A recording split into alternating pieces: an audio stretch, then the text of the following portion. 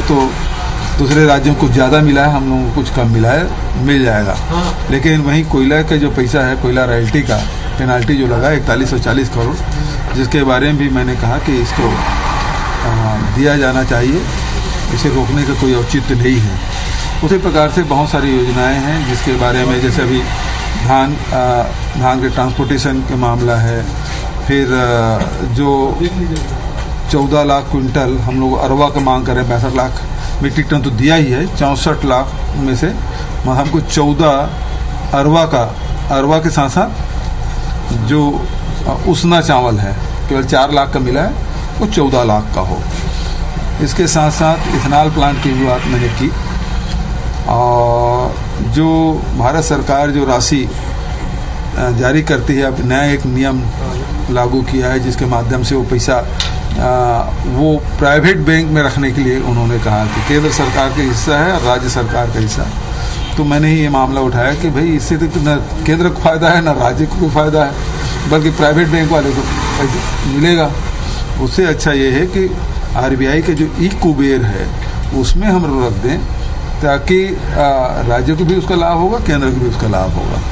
तो बहुत सारे और मंत्रियों ने, मुख्यमंत्रियों ने मेरी बात पे सहमति व्यक्त की।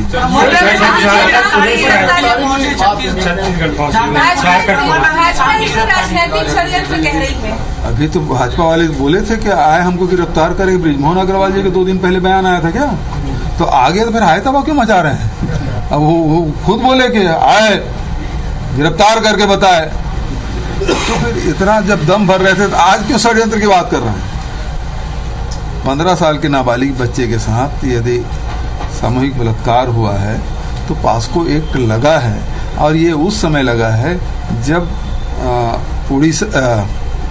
झारखंड में रघुवर दास यानी कि भारतीय जनता पार्टी की जब सरकार थी तब की ये घटना है, और उस समय FIR दर्ज हुआ है। तो उसको उनसे पूछना चाहिए कि वो षड्यंत्र उस समय इतने पहले कैसे षड्यंत्र कर लिए थे वो लोग। भाजपा कह रही है कि झारखंड के मुख्यमंत्री छत्तीसगढ़ के मुख्यमंत्री के मित्र हैं, इसलिए ये कार्य किया जा रहा है। देखिए, कानून अपना काम करता है, मित्र वगैरह की बात नहीं होती। यदि ये नहीं होता तो कैसे कर लेते, किसी गिरफ्तार कर लेंगे। मैं आप यदि झारखंड के मुख्यमंत्री कहूंगा कि पत्रकार में से मेरे से उल्टा सीधा सवाल पूछता है, इसकी गिरफ्तार करो, कर लेंगे? नहीं होता। जो नियम कानून है उसके हिसाब से होगा। तो वो 2019 का केस है और उसमें कार्रवाई हो रही है। यदि झारखंड की पुलिस आई है तो वो तो दूसरे राज्य में, जिस प्रकार से एक राज्य से दूसरे राज्य में पुलिस जाती है और यदि कोई सहयोग राज्य की पुलिस से मांगती है, उस जिले से, थाने से, तो वो रूटीन में हम लोग सहयोग करेंगे। ट्वीट भी किया था, जिस तरीके से कार्रवाई हो रही है, कार्रवाई के तरीके को लेकर आपकी नाराजगी बहुत गलत हो रहा है, और जो अपनी सीमा है उससे बाहर जाके काम कर रहे हैं। मतलब जो जानकारी आ रही है, किसी को मुर्गा बना रहे हैं, किसी खाना देते हैं तो पानी नहीं देते, और रात भर जगा कर रखते हैं, देर रात तक के छोड़ते हैं, कई रात तक के सोने नहीं देते, राड से पिटाई हो रही है, किसी कान सुनाई नहीं दे रहा है, किसी को बैठने नहीं देते, बुजुर्ग आदमी को उसको बैठने नहीं देते, तुम खड़े रहो, तो बोले मुझे तकलीफ होती है, और आखिर में उसको पैलेटिक अटैक भी आया। तो ये अमानवीय कृत्य है ना, ये इसकी इजाज़त तो मैं नहीं समझता कि उसको कोई सरकार या कोई न्यायालय इसको देगी। लेकिन इस प्रकार से अपनी सीमाओं से बाहर जाके कार्रवाई कर रहे हैं, ये बेहद दुर्भाग्यजनक बात है।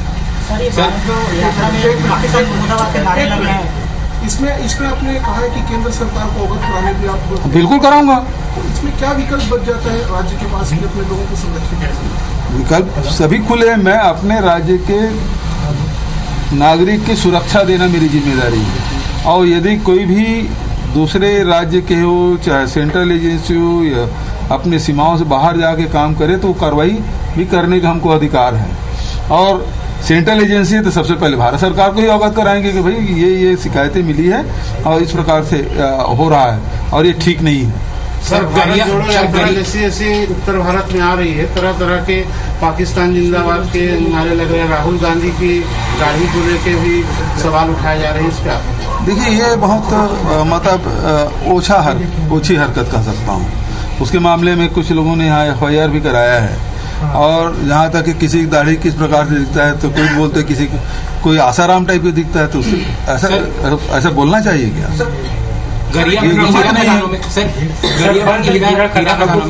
लगातार चोरी की भी शिकायतें आ रही हैं, अपने अधिकारियों को खदानों को खोलने के भी निर्देश दिए हैं। नहीं, तो ये खदान खोलने के निर्देश नहीं, वो तो कोर्ट में है। कोर्ट में ये कहा कि 2000 से स्टे है, उसके अर्जेंट ही मतलब उसके बाद फिर ट्रिब्यूनल में शायद उसका फैसला आया था, फिर पिछली सरकार हाई कोर्ट चली गई थी, तो इस मामले में सुनवाई हो जाए, जो फैसला हो जाए, तो उसके बाद फिर सरकार मान लो हाई कोर्ट उसे निरस्त करती है, तो राज्य सरकार के पास ऑप्शन खुला होता है कि भारत सरकार को पत्राचार करके उसको आगे बढ़े। दूसरा, यदि जो स्टे है उसको वेकेट कर देते हैं तो उसके दूसरे प्रोसेस हैं। तो कुछ भी निर्णय हो तो उसे आगे बढ़ा जाए, अन्यथा चोरी हो रही है। भाजपा जो है इस चुनाव में धर्मांतरण को मुद्दा बना रही है। पहले वो ब्रह्मानंद नेताम की वजह से ही बीजेपी जो है एक तरह से इस उपचुनाव में मुश्किलों में फंसती हुई दिखाई दे रही है। इसका सियासी नुकसान आने वाले समय में भी झेलना पड़ेगा बीजेपी। भारतीय जनता पार्टी बलात्कारी के साथ खड़ा हुआ है, क्या किसी बलात्कारी किस प्रकार से बचाना चाहिए? उसे सपोर्ट करना चाहिए। यदि गलत है तो गलत है, उसे छुपाने की क्या जरूरत है? उसे स्वीकार करना चाहते हाँ हमसे गलती हुई, क्योंकि उसी सरकार में FIR हुआ है। जब वो सरकार में थे तब FIR हुआ है, तो उसको अपनी गलती स्वीकार करना चाहिए। अब गलती स्वीकार नहीं करके गलती को बार बार छुपाने की कोशिश कर रहे हैं, तो दूसरी गलती करेंगे, फिर तीसरी गलती होगी। सर भाजपा जो है इस बार धर्मांतरण को मुद्दा बना है, पहले वो भगवान श्री राम को मुद्दा बनाते थे चुनाव में। अभी मध्य प्रदेश में भी उसकी सरकार है, और धर्मांतरण के बारे में कल ही मैं टीवी चैनल में देख रहा था, वो धर्मांतरण को बजरंगी लोग गए थे, और उसकी भारतीय जनता पार्टी के जो अध्यक्ष है वो बयान दे रहे थे कि हाँ मध्य प्रदेश में हो रहा है, वहां कैसे हो रहा है? जो भारतीय जनता पार्टी 15 साल से सरकार, वहां कैसे हो रहा है? ये अपनी सुविधा के हिसाब से राजनीति करते हैं। सर, अरविंद केजरीवाल गुजरात में जीत का दावा कर रहे हैं, लिखित दावा कर रहे हैं, आप भी दौरा करने वाले हैं, आज जाने वाले हैं।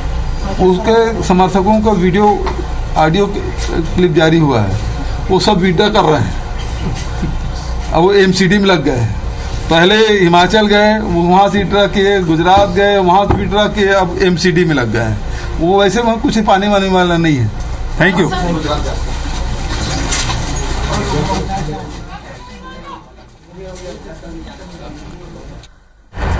तो अभी आपने सुना सीएम भूपेश बघेल ने प्रेस वार्ता की, मीडिया से बातचीत करते हुए मीडिया के कई सवालों के जवाब दिए, और इस दौरान जब मीडिया द्वारा उनसे बीजेपी प्रत्याशी ब्रह्मानंद नेताम की गिरफ्तारी के बारे में पूछा गया तो उन्होंने बीजेपी पर जमकर निशाना साधा और तंज कसा।